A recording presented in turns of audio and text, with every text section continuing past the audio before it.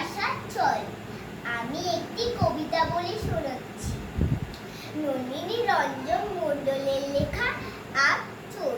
হিমসাগরে গাছের ডালে ঝুলছে ওটা কেড়ে, দিন দুপুরে বাগান ভূত বানাবো মেরে। আয় তো নেবে জলদি করে, দেখি বদনখানা ঝাঁটার পালাই এমন জ্বালা। বুঝবি চোরের ছানা, হঠাৎ দেখি মরাত করে ডালটা ভেঙে পড়ে। অমনি পিসি একটা লাফ, চোরের ঘাড়ি চড়ে। দে দমাদম দে দমাদম, চলল পিসি খেয়ে। ভাগবে বুঝি পিসে মশাই টাকুর মাতার বেন। গেলাম মরে আর মেলো না, দেখো আমি কে। অমনি পিসি কিরমি খেয়ে এই মরেছে রে।